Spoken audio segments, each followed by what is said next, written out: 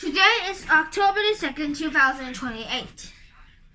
We're now going to do the problem, Other Problem Solving, Intro to Counting and Probability by David Patrick, problem 2.8 on page 38. How many three-digit numbers have exactly 1 0? Well, if a three-digit number has exactly 1 0, it's actually pretty easy to do this using, you can actually have two ways. Yes, for example, first thing you can do is all three-digit numbers. It's from 100 to 999. 99, there's 900 numbers, and we need 900 numbers, and we want the ones that have exactly 1 0. So since they must have exactly 1 0.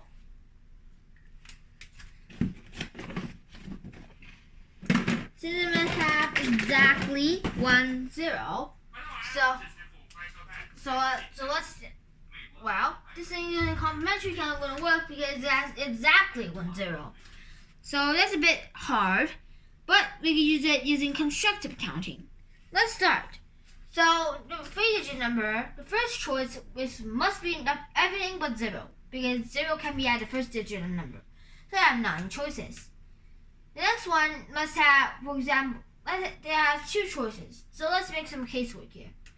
So the first choice is to let 9 times 10, the one with a 0, and then add the 9 times the 9, because we only need exactly 1 0. The next one is 9 times 9 times 10. There's 2 possibilities. Now we just have to add them together. So that is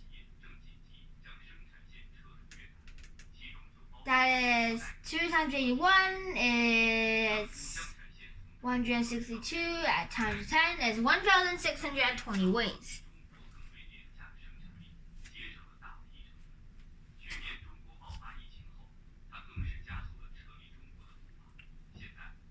Wait.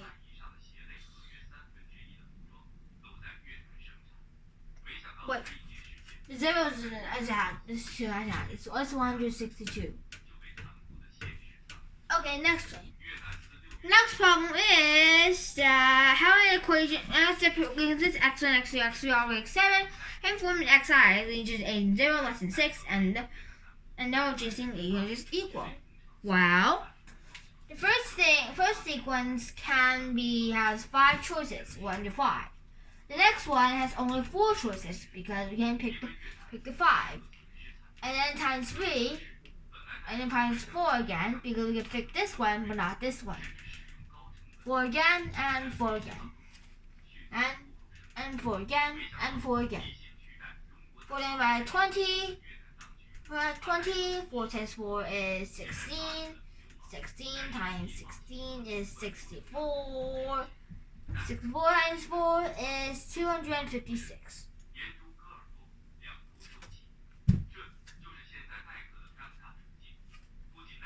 So 256 as 5,120 of them.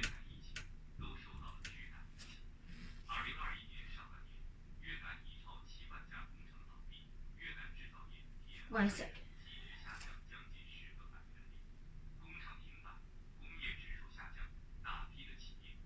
1 times 4 is 16. 1 times 4 is 16. 64 times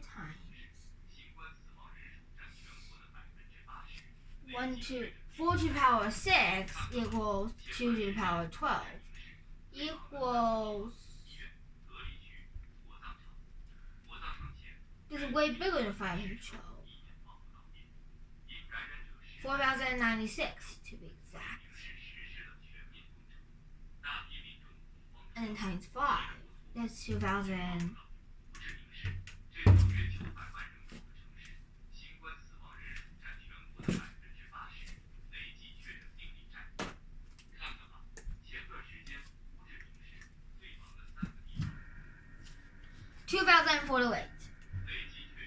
Again, 2048. 2,480. And 0. We got 24,500.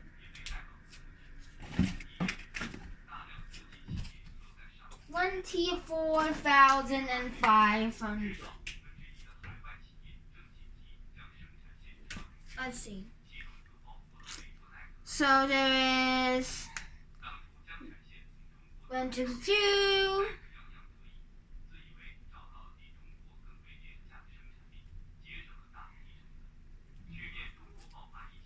1,048. 0. Wait, forgot one. Wait, no, didn't forget. Oh, there's still pound 110. And now we're going to pick a group of 3 different numbers and include 1, 2, 3, or 500. And one number is the average of the 2. Huh. One number is the average of the 2. Huh. One number must be the average of the 2.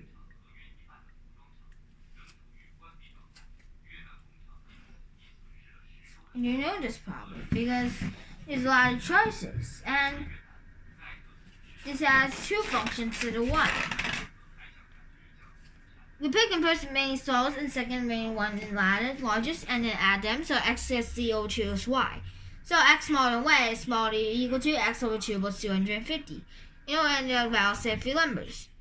Test the first 2 cases as and choose your x equals 1, 249, 9, 249, 458, and then on x equals 437, there's only one chosen y.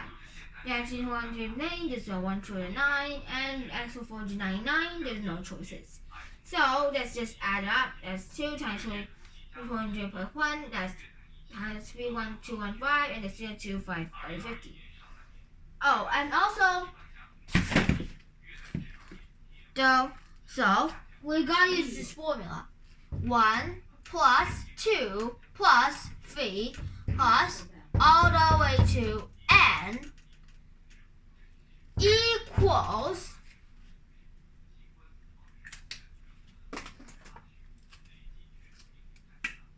n times n plus 1 over 2. This is very, very, very important. You must memorize it. But how is calculated and why this formula is true is up to you. I can leave it to you as homework.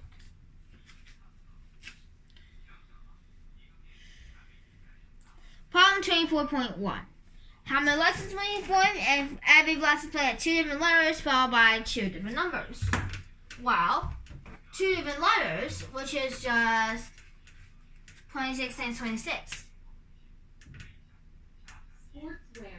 Times 2 numbers, which is just 10 times 10. What's 26 squared? 20 squared plus 2 times 20 times 6 plus 6 squared. And that's 26 and 26. And that equals to 20 squared is 20. 20 equals 400. 2 times 20 times 6. 2 times 6 is 12. 12 times 2 is 240. And 6 squared is 36. So adding up to get 700 and wait a second, no. 676. Okay, so let's see. Oh, add 2 zeros at the bottom. I got those. Let's see. How many 3-digit numbers are probably at first digit at least twice the second digit? Constructive counting time. The first digit is at least twice the second digit. So, since the last digit doesn't matter, we just need to add times 10. The first has only 9 possibilities. And the case would be too complicated.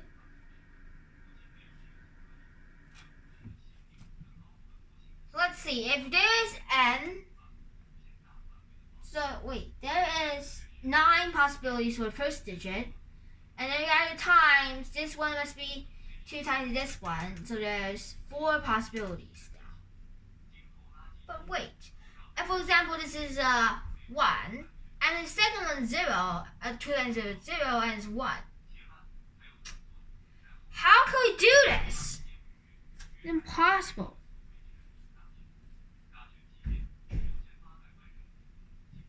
This is ridiculous.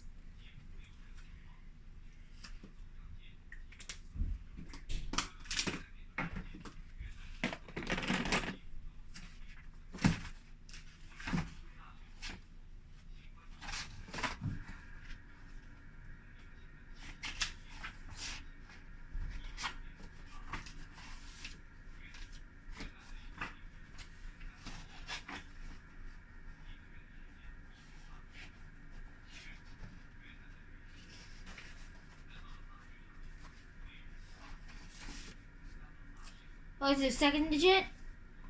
And for a digit ending in 10 digits, the answer is 290. Shoot, well, how do you use case rule here? Nobody tell me that.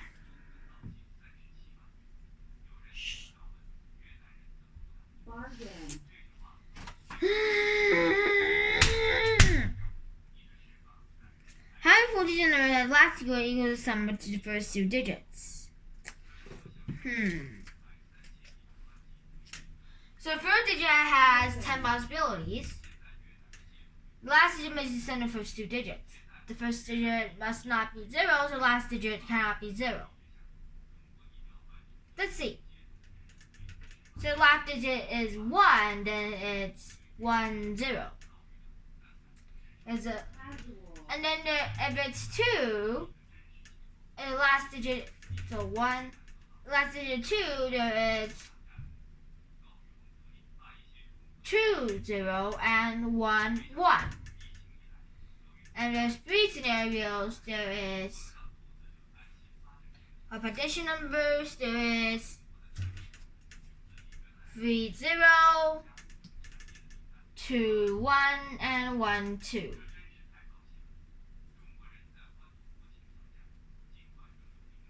And for 4 is 4.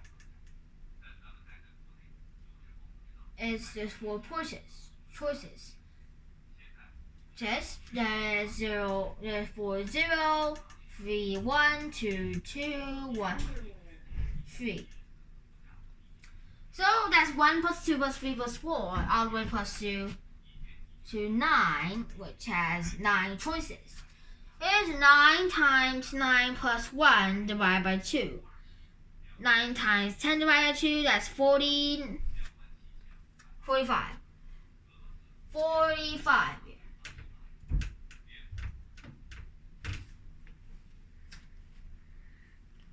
Oh, since I didn't do this problem for 2, then I have to put a star.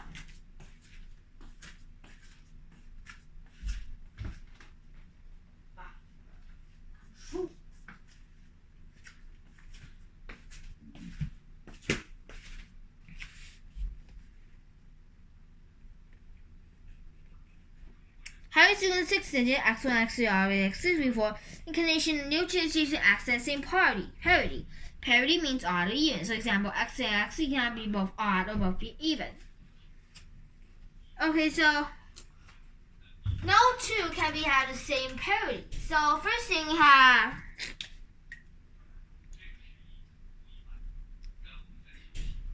so I have 10 choices for the first one. Then we have 5 choices which have 5 choices for the digits. Then this has only 10 choices. 10 choices times 5 is odd parity. There's 5 others times 5. So another times 5, 1 even 1 odd, times 5 times 5 times 5. That equals to 10 times 5, 25, 125, 625, 6, 2, 5, 5. 5 times 5 is 25. 2 times 5 is 10, so add to 12. And 6 times 5 is 30. 30 plus.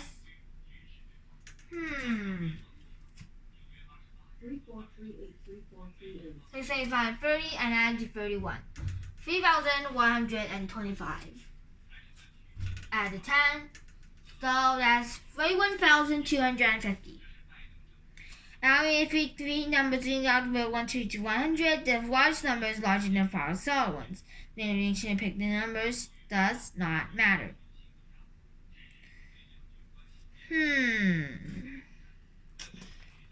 So what if x, let's choose, so let's see the biggest one, z, equals x times y, and must be bigger than xy. Z is bigger than xy.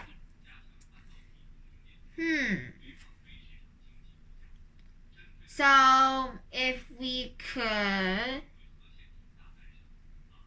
let's turn this into a function of x and y. Wait, let's turn it. So z smaller than, so y is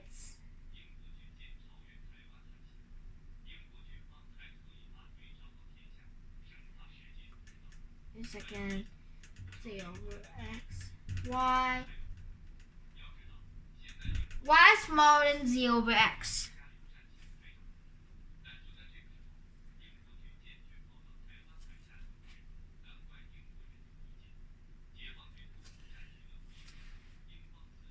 We know z is bigger than xy, but however z must be smaller than 500.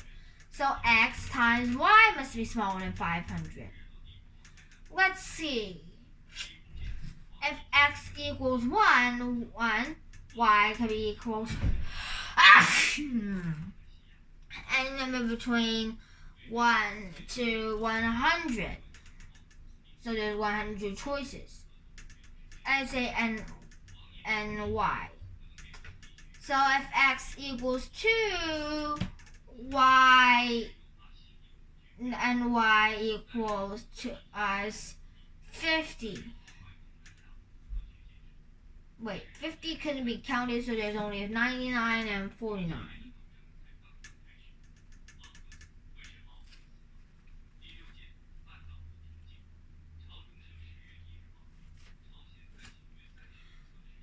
And if x equals 3, y must be, and y equals 33. X equals 4 and y equals 25. X equals 5 and y equals 20.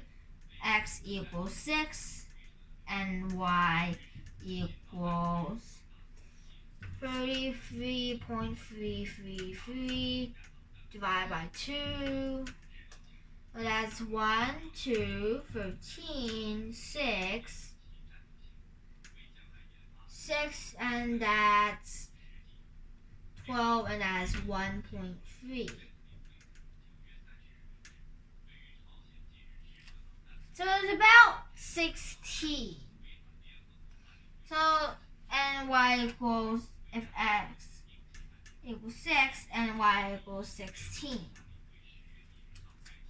If x equals 7, 1.427, 14.2, then x must be equal to 14.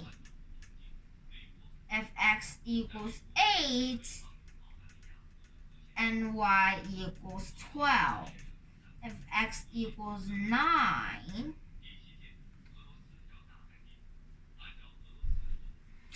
this is taking way too long. I'll just, wait, there's a number. How do we do this? I get an idea, but this problem is different from the last problem, and it's very different. One is a product, another is a solution, and it's just inequality.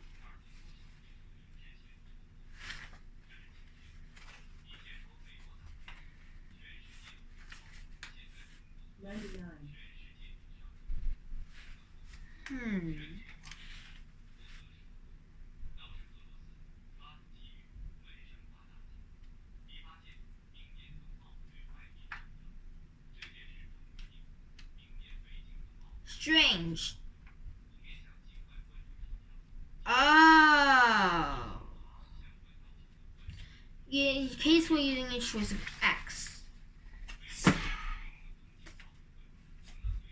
I think casework is a good method, but now I think casework is very long and now very, I feel like it's pretty useless now. To be real.